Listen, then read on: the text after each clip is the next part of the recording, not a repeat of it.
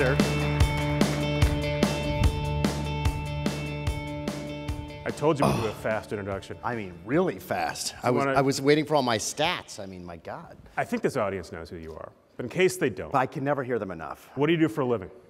I make TV shows and movies. Mostly movies. Half and half. Half and half? Half and half, yeah. Movies people in this audience would have Movies, seen? I've done much better. Movies are much more successful than the TV part, for sure. You have stuff in the theaters now? Yes, we have a movie. We have Split in the theater now, and we have a movie coming out in a couple weeks called Get Out, which is a movie by Jordan Peele. And Split is, we'll do the one that's in the Split theater is right M. now. Night Shyamalan. We did The Visit with him, and this is his follow-up to The Visit, which we're very happy about. It's done very well. And then other movies people would have seen, they've seen a lot of your movies. Some big hits, Paranormal Activities. Paranormal Activity, Insidious, Sinister, The Purge, Ouija, Whiplash, Normal Heart. So Whiplash excluded, there's generally a theme here, right? You do Dark, horror, thrillers. Scary. Whiplash is my Sundance kind of indie scary movie. It's still scary, it's just a different tone. Should we poll people if they've seen, if there's a Whiplash crowd or a Paranormal Activity It's a Whiplash crowd. I know. I don't mean, not that I don't appreciate my crowd, but one of the things I love about scary movies is that we're kind of outcast. My parents are kind of embarrassed that I do it. I kind of love that. But it's not gore, right? I mean, there's some. We've made some gory ones. Okay. I used to say we only scary, not gory. I broke my rule. We've got some. The Purge is pretty bloody. Yeah, all right, fair enough. Yeah. And the other commonality for most of these movies, I think all of them, is none of them are big budget movies. Cheap. Some of them are very cheap. They're all cheap. So this is kind of your calling card, right? You Yes. have a formula. You Yes, want to I do. explain what the formula is? Yeah, so the formula in broad strokes is we only make low budget movies. We get paid nothing. The directors get paid as little as we're allowed, which is scale. The actors get paid as little as they're allowed, which is scale. And the pitch to the filmmaker coming in, my greatest successes, or our greatest successes, have been with filmmakers who've kind of had a hit and then kind of gone off a little bit. So James Wan did Saw, and he did 2 movies for Universal you've never heard of, and he came into my office and he is pissed. They're in movie jail. They're in movie jail. They're pissed at the system. And one of the biggest reasons we get mad at the system is we go to work for a studio, the studio tells us what to do, the movie bombs, we get blamed. So we, being the filmmakers, get blamed. So that is a very powerful tool that our company uses, and we say to James, or whoever it may be, can't promise you a hit, but I'm gonna give you final cut, and I promise the movie will be your own. So you're gonna live or die on your own work. And I kind of make a joke, although it's not really a joke, that it's auteur filmmaking. It's the kind of French style of filmmaking, but it's for commercial movies. And that's a very powerful message to a man, or hopefully woman, who has kind of been burned a little bit by the system. So it's not first-time filmmakers necessarily. We don't. The big difference between us and Roger Corman, we're compared a lot to Roger Corman, who I love and is terrific, but totally different system. Roger Corman was first time, do everything as cheaply If you're as not an old person, Roger Corman was 60s, 70s exploitation. famous, Famously gave everyone their start. Famously gave Jack Nicholson and so a gazillion people their start. But his whole thing was super, super cheap from beginning to end. Mine, I don't want a first-time filmmaker. I want a filmmaker who's kind of been through the system and has something to prove. Scott Derrickson did Exorcism of Emily Rose, which was a kind of a big hit, and then he did this movie, this Keanu Reeves movie for Fox, which didn't work at all, and he was in my office and ready to make Sinister.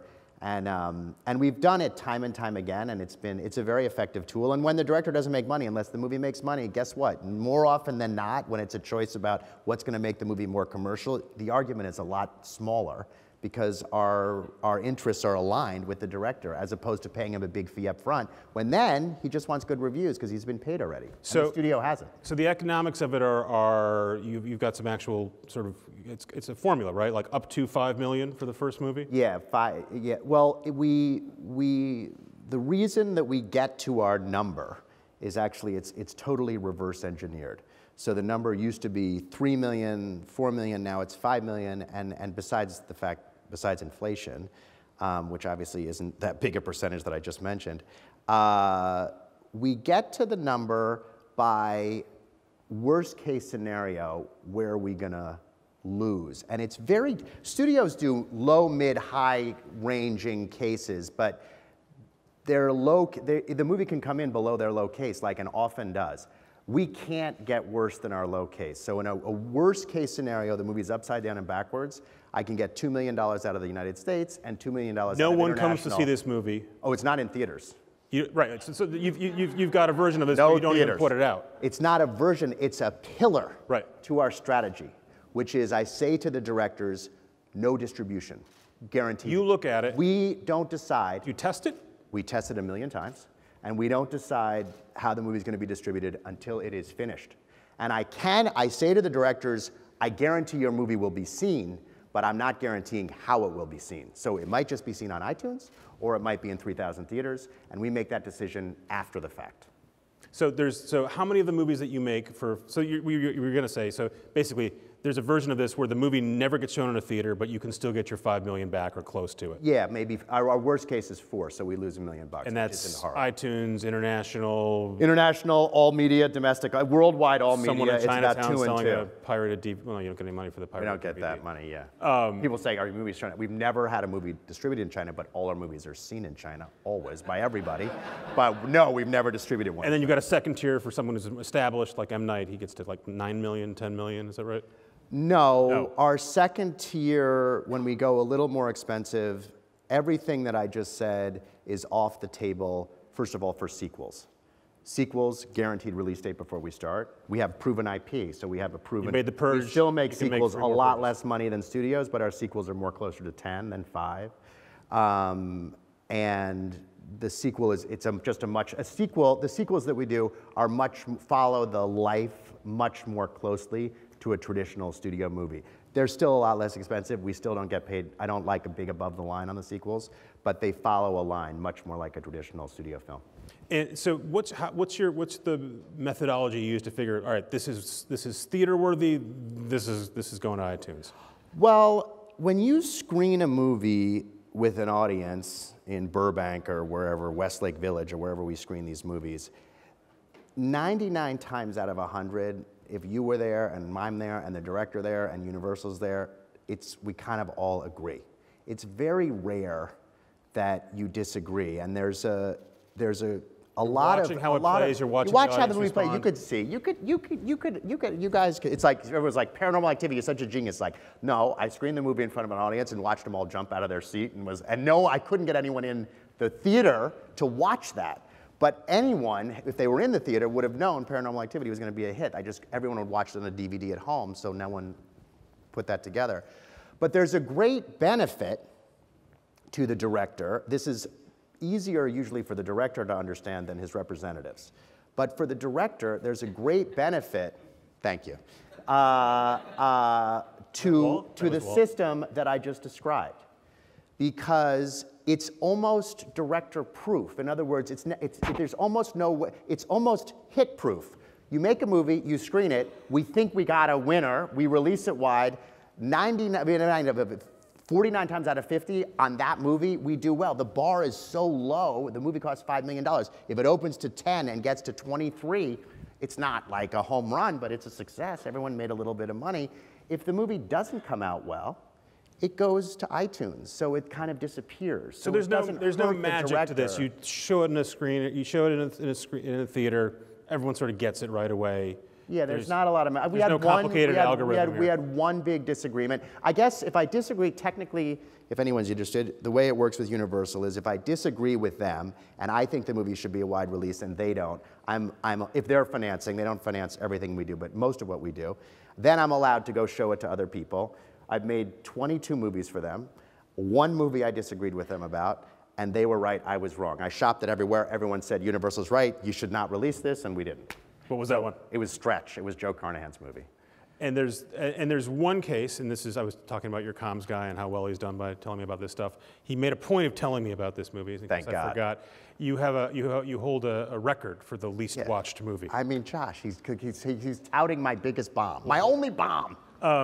Tell people what that movie is. We have a record. We do. We have many records. We have a record for the lowest weekend gross of a wide release film. So a film released over 2,000 screens, and the lowest number possible. I think it did like 1.1 for the weekend, which is a record for it's the lowest grossing wide release film ever of all time. Do Do you guys want to guess what that movie's called? No. It was called Gem and the Holograms. It was a lesson to stay in scary. I was trying to get fancy, do kids movies. So what went wrong there, other than going into kids movies? Well, how did you screen it in the theater and think, this is a winner, let's go, and get it that far wrong? Well, that movie went through exactly the same process I described, and I blame myself, but it was a group. Universal thought it was going to work. Actually, the studio was divided, but Jeff Shell thought it was going to work. Jeff and I agreed, and we thought it was really going to work. There were other people there who didn't, but there was enough of a group of people who said, we should bet on this one. The movie tested really well, it screened great, it just didn't work. So sometimes there's an outlier. Well, there once there was. And then so you make a $5 million movie, if you market it, and this is Universal, Comcast who actually does it, then they spend how much marketing it? They spend 25 to 35. So they treat it like it's like a blockbuster. Yeah. That's the whole thing. That's the whole mechanism. Yeah. Of those kind of releases. Yeah. So the idea of spending a little bit, having an indie studio make a movie for a small budget and then get picked up by a bigger distributor, that's not a new idea. The idea of focusing on horror, that's not a new idea. The Weinsteins used to do very well with Dimension. Is there something specifically new that you're doing here, or you're just the only, why aren't other people doing what you're doing? Well, I think the new idea is that, and this certainly holds for the Weinsteins, and it holds for the independent, there's a method in Hollywood which is very hard to escape from, largely ego-based, which is if you have a hit, you should make a more expensive movie. If you have a director and you have a $5 or $10 million movie, you should make a $50 million movie. Same thing with the producer. After I produce Paranormal Activity, you should go make World War Z.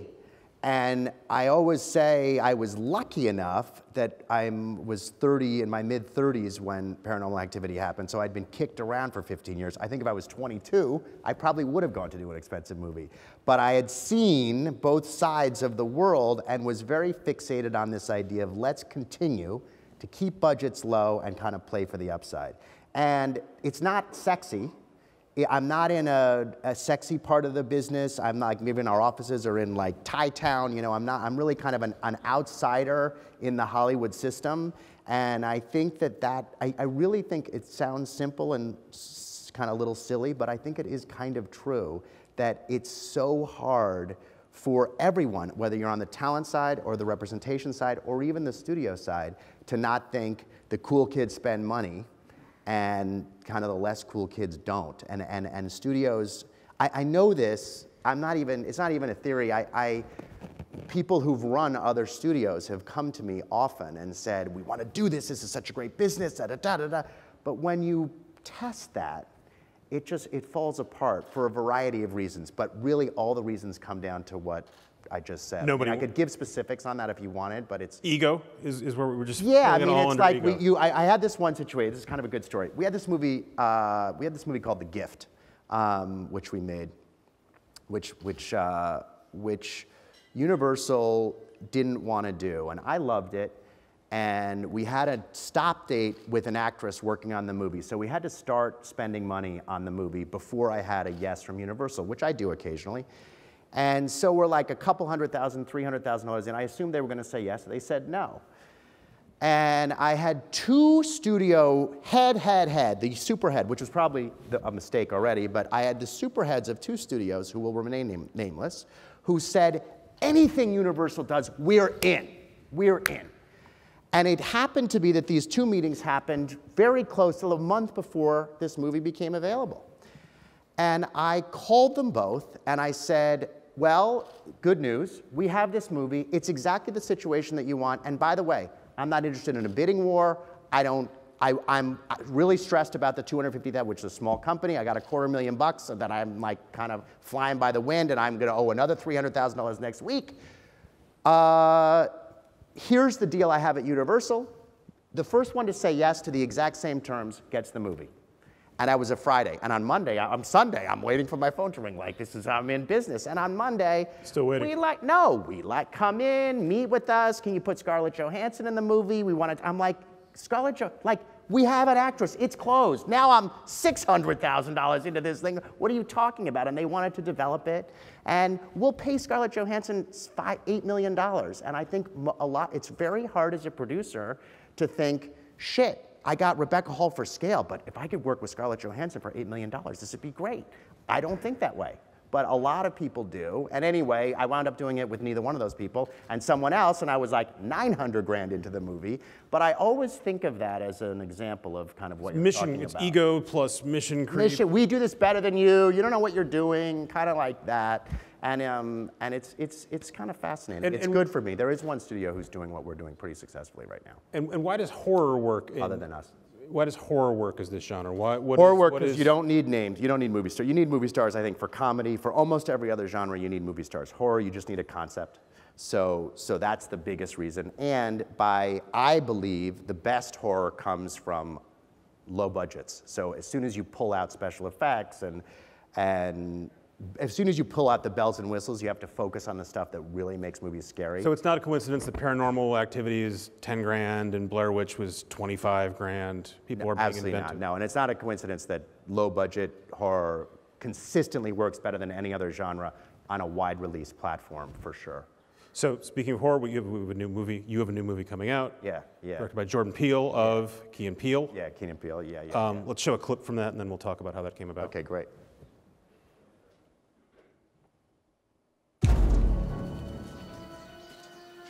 Good to see another brother around here. Yes, of course it is. Something wrong? Chris was just telling me how he felt much more comfortable with my being here. That's nice.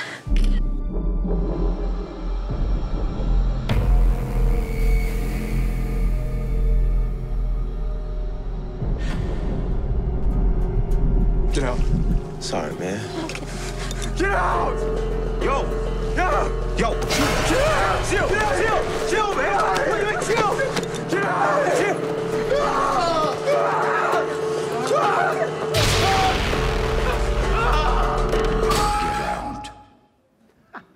Should we explain what Get Out's Yeah, about? this is a fun movie to talk about given what we're talking about. So one of the other benefits of doing low budget movies and doing low risk movies is that we get to have kind of the opposite conversations that a studio has before on a Monday morning when you read scripts. So if you worked at a studio, if I ran a studio, I would do the exact same thing, which is you have to have comps.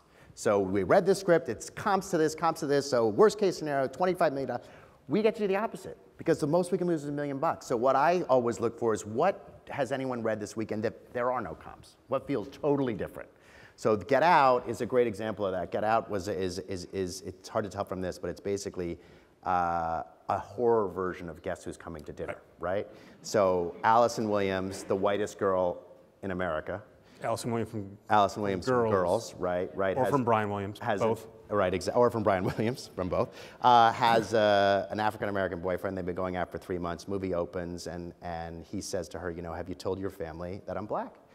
And she says, why would I do that? Like, the fact that you would even ask that is so messed up, you know? And what you learn in the first 10 minutes of the movie, she is ultra race sensitive, and he's super relaxed. They get pulled over by a cop. He's not driving. The cop asks him for his license. She's up in arms. He's like, I'm used to it. And they get to the house, and right at 20 minutes into the movie, you know, the dad says, you know, I loved Obama, and do you like to golf? I love Tiger Woods. And you're just like this, like, oh, like this is terrible. And what turns out it's Jordan's kind of worst American nightmare. I won't give away what the movie is, but there really isn't a comp for it. It is a straight scary movie that's not a comedy at all. And it's all of our movies obviously don't have this, but some of my most favorite movies that we've done have a social message underneath it. This movie has that. The Purge certainly had it. And so it opens 2 weeks. I'm excited about it. So 5 years ago, this would have been open field for you. You wouldn't have had real competition for a movie like this. Now, when Jordan Peele wants to do a movie like this, is he also talking to Netflix and Amazon? Eddie Q is going to be here from Apple. Well, that's another. Netflix and Amazon, not yet. we have... You're not bumping into them. We're bumping into them all the time on the making deals with talent side because everyone and their mother is busy, which is great and great for the business. Not good for our business, but we built our company when there were no jobs, so it was much easier to get people working on our movies. I'm very glad the business is much healthier, but we have to go about it a different way. But the answer on the competition is no. It's still like we've done best with movies that have been kicking around and everyone has said no to. This movie was written the concept was 8 years ago. The Purge was floating around for 4 years. And that's not because we're great risk takers, because what I'm talking about before, we're doing it for much less money than people would ordinarily do, so we can try weird stuff. But this is not a down the middle scary movie by any stretch of the imagination. But back to Netflix and Amazon, it seems like they would wade into this. Maybe they're going for bigger budget, higher profile stuff. They want to make a splash instead of going low budget, or it's not your problem. You don't care. You're not. I do care. No, it is our problem. But I don't find it's just what I said before. I don't find that I'm chasing the same projects as them, but I'm chasing the same talent for sure. For sure. So this stuff is going to open in a theater. That's the whole premise. If it's successful, it goes to a theater. Right. Every year, people come on this stage and we talk about windowing and day and date releases. And if someone here is from a studio, they say, "Oh, I'd love to do it, but it's not really going to happen." Right. Do you want people to see a movie like this at home instead of a theater, or would you be okay? I want windowing to collapse for. I think my thinking has evolved over the last 12 to 18 months. I'm sure people have heard, but I think that there are going to be some movies that stay in the traditional windows and most movies where the windowing will collapse. I personally don't. It makes no difference to me if we can monetize the movie, if they see it on their watch, on our screen, on their, I think it drives me bananas. I always have the argument with filmmakers. Filmmakers get totally taken advantage of by the theatrical release being hung, in front of them in a way that's, kind of harsh. You think a traditional filmmaker still wants to have their movie show up? Every filmmaker. Because? God, it's insane. I have no idea. They don't go to the movies. You say, what's the last movie you saw in a theater? It's like, 4 years ago I went to go see. So why do you want your movie in a theater? But for horror, don't I need to see this in a theater to get the maximum? Yes. I mean, no, you don't. Jump out of my seat ability. We are so beyond the time of telling kids where they need to see what. Like, you should never do that. It just you're killing your own business. Like, it should be available in a theater. Our biggest audience is women under 25. Surprisingly, that's who goes to scary movies. They go in groups. They bring their boyfriends. They scream. They love to be in that environment. We should have that as an option for them. But I would just, I'd be just as happy if you had it as an option at home too, as long as the economics are the same, which I believe that they will be, or even better, and we can keep trying to make different things, That's how you make great stuff, by making a lot. Some of it's great, but if you stop making it, you're not gonna have anything great. You came out, I said you're making movies, you said no movies in TV. Can you do this formula in TV, or is that a whole different animal? No, it's a great question. I tried. Thank you. Didn't work. You tried the cheap ass. We tried the cheap ass TV. Yeah. It's the television production. I mean, there are a lot of reasons for it. Mostly, it's much healthier than the film business. Because of Netflix, because of Amazon? Because we're in the golden age of TV, because there are 52 networks, there are 52 places financing television, or 54, whatever the latest number is. And so when you say to a showrunner, I'll let you do whatever you want and do it for $500,000 an episode, the showrunner will say, I could do whatever I want for $2 million an episode, so I don't need you. So that's why. And then you were trying to expand, everyone has to say they're doing branded content these days, which is basically a euphemism for a long TV commercial. Branded, I don't. You don't do branded content? That sounds, no, I hate brand. I don't like branded. Didn't I read that you were doing branded content, or are you calling it something else? Are you making advertising for someone? No. Budweiser's not paying you? Oh, did I black out? That was a live event. Okay. Live event. We did a lot. We were in the haunted house business for a few years. Terrible business. Don't go into it. I've lost money every time, but I keep going back in. Okay. So the one way you can, the one time, I guess we didn't lose every, we made a little bit, we made 15 cents with Budweiser, is they paid our little haunted house company, they paid us to do a scary experience where you drink beer in Argentina, which everyone did the scary experience, and there, That's not a euphemism, you go to Argentina and do it?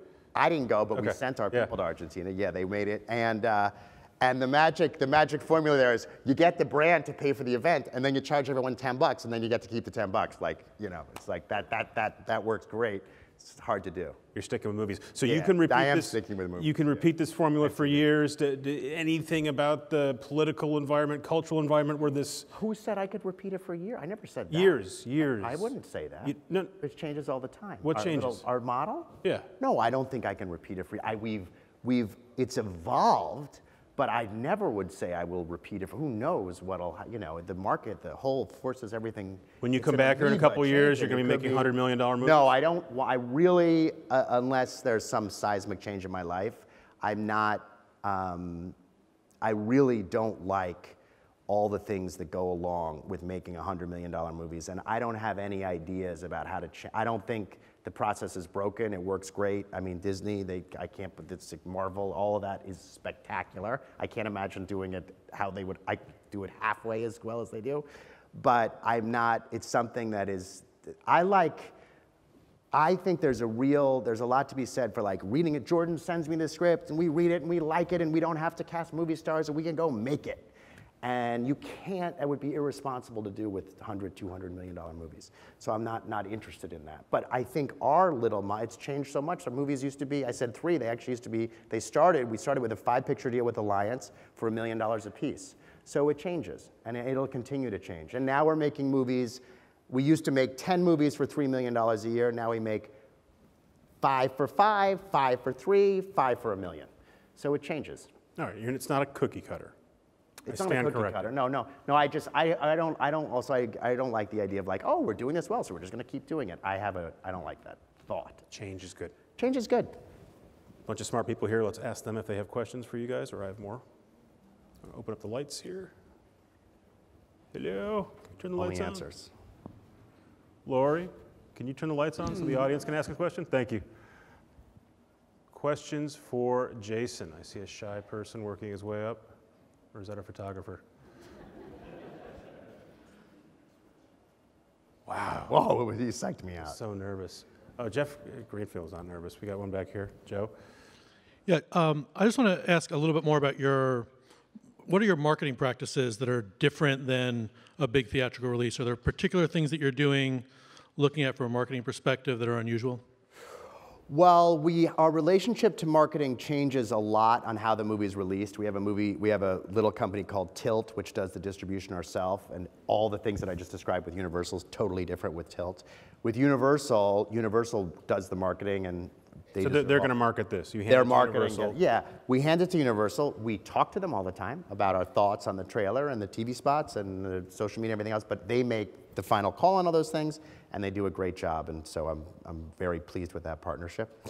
I would say generally, certainly, because our movies are made for people under 25, the digital spend, our digital ad spend is much, even on the normal studio releases, proportionally much higher than the norm. On our little Tilt movies, it's over 50%. So if I was going to generalize about it, we do spend much more on digital than most movies do to market our movies. Question here. Hey, I'm Jason Peterson at Go Digital. I was curious from a revenue ultimate perspective, how, from a percentage standpoint, how your revenues break down for these movies across the different windows. Well, we have a gross deal with the studio, with whoever we're working with, and so we get a percentage of the revenue, which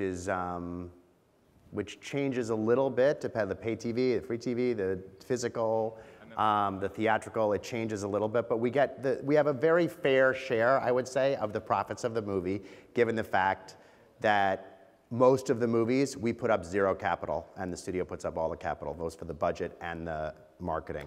There are a handful of movies where we're doing the next Halloween movie, which we're co-financing. We'll have an even better deal on that, but it's a very fair split of the profits. The system would break down if that didn't happen.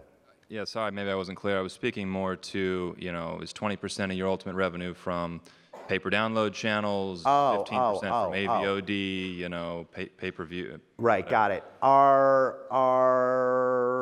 the wide releases, most of our revenue, which is unusual, is from the theatrical release.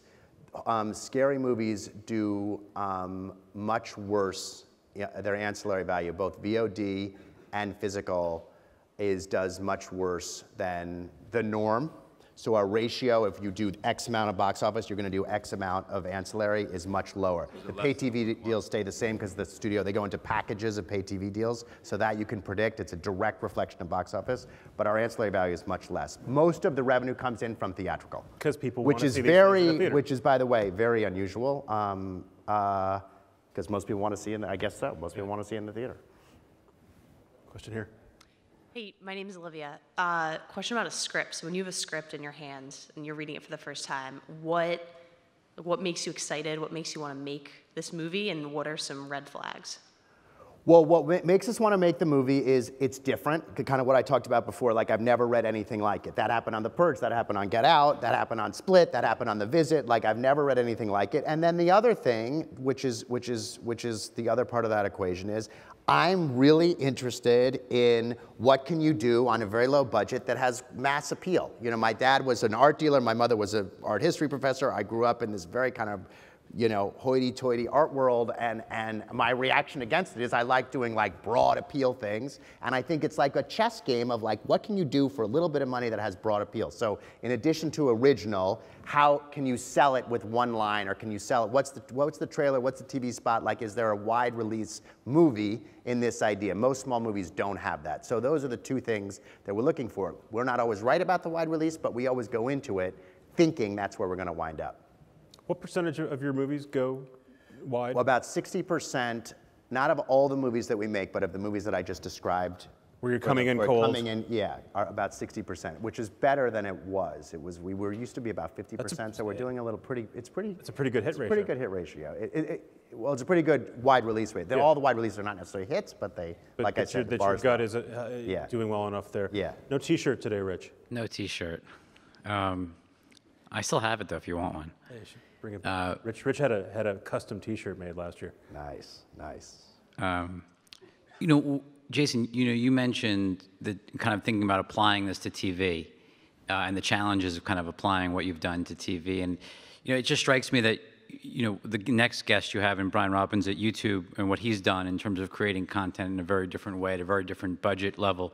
Like, why doesn't what you're doing work for TV in some form when, if you expand the definition of TV to digital rather than just think about it as TV? Well, what you said is the key. When you said TV, I was just thinking traditional television. Digital, it's all cheap. And Brian can tell you how you can, you know, monetize that. We have an interest in a company called Crypt TV, which does low-cost, short-form, scary content.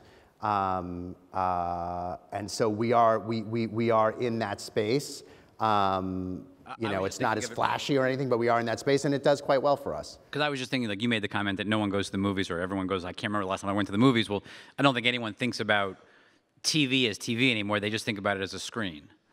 I agree with you on the user side. I disagree with you on the creator side. So most of the people who Brian works with or who work for Crypt are really starting out. So the notion that you're going to take someone who had a hit show 10 years ago and say, I'm not going to pay you, like the underdog notion to do a digital series, there's enough work in traditional television where he gets paid. Still people making digital content, the rates are terrible.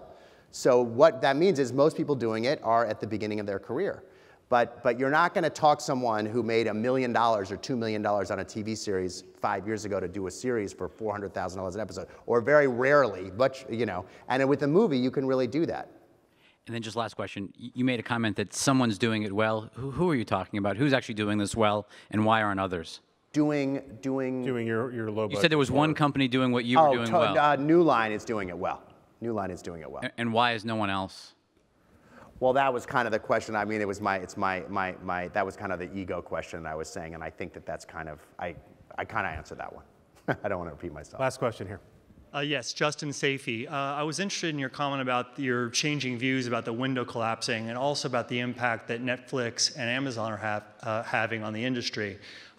Look into your crystal ball and tell us what you think the difference is going to be 5 years from now in terms of the economic model for making movies, and whether different movies are going to be made because of the economics may be changing within the next 5 years based on the trends that you've seen in the past 5 years.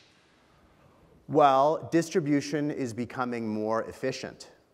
So it's not in the last 5 years. The change has already happened. I mean, 5 years ago, if you tried to make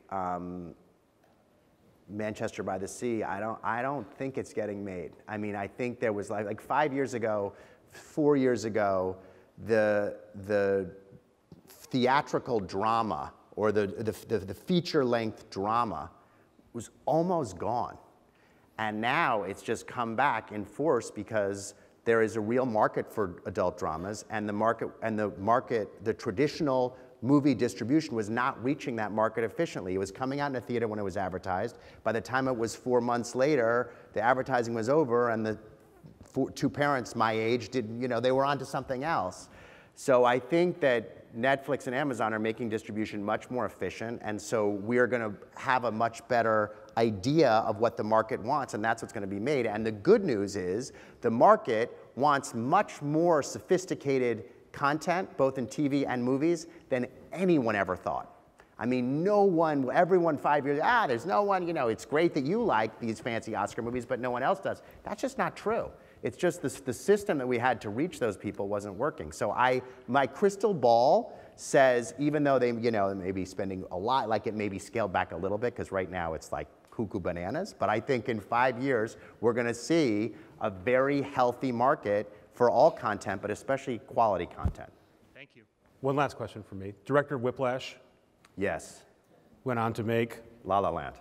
That's a sore subject. I didn't mean to end on a sad note, but did you have a chance to make La La Land? What happened? I mean, really? Josh, did you put him up to this? Yeah. No, we had the movie. I mean, that's, I'm trying to think of how I tell that story in 30 seconds. We had the movie. Take a minute. I'll take a minute. We had the Got time. movie. One of my first jobs was working for Harvey. I definitely learned you give a first-time director a movie and you do it, you give them a big shot, you tie them up for at least 1 or 2 after that.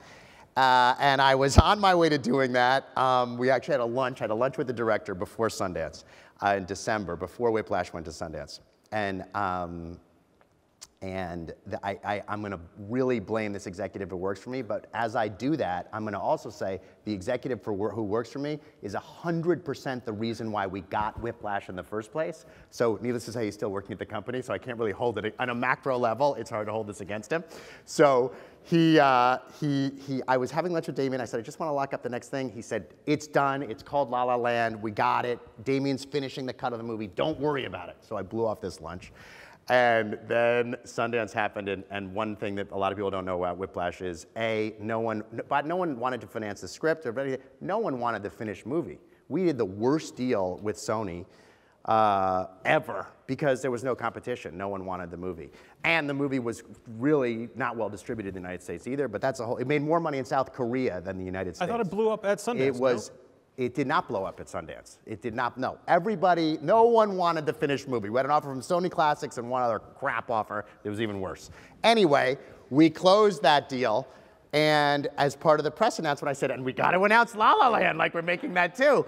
And then I was actually in Mexico. I was on the phone, and there was this thing of like, oh, there's these other thing, and there's a question, and I knew right there. I was like, oh, shit. It's because you blew off a lunch. Well, I mean, that had something to do with it. Yeah, but it wasn't totally locked up. I was told we had it 100%. And one thing I don't regret about is that I for 3 months, I thought, there's a real attitude in Hollywood. In fact, our partners on the movie were like, you know what? Like, let's just let him do it. I was like, not you know what. Like, I went after it as hard. I threw every bone in my body and every brain cell in my mind going after the movie in every possible way I could. And we lost. Like, we just lost. And it kills me. And I'm not going to the Oscars this year because I never go to the Oscars, but I'm not going to participate in the Oscars. I'm not watching them. Boycotting. I'm actually going to New York for the Oscars because I can't take it. Thank you for letting me pick at the scab. If it makes you feel any better, I like Whiplash better. Thank you. You're welcome. My wife said that too. So Thank I feel you for better. coming, Thank Jason. you. Thank you. Awesome. Thank you. Thank you.